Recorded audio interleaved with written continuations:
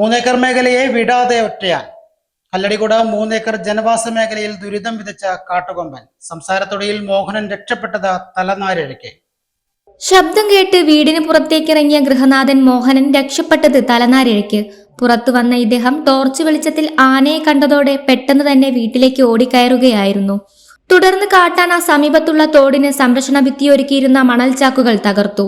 ഇടപ്പറമ്പ് ഭാഗത്ത് കൃഷിയിടത്തിൽ റബ്ബർ പാൽ നിറയ്ക്കുന്നതിനായി സൂക്ഷിച്ചിരുന്ന വീപ്പകളെല്ലാം നശിപ്പിച്ചാണ് പോയത്. 2 ആഴ്ചയിലധികമായി 3 ഏക്കർ ഭാഗത്ത് ഇത്തരം സംഭവങ്ങൾ ഉണ്ടാകുന്നുണ്ട്. എൻ്റെ കോഴിക്കോട് കാട്ടാന കഴിഞ്ഞ ദിവസം വന്ന് എടുത്തെറിയുക.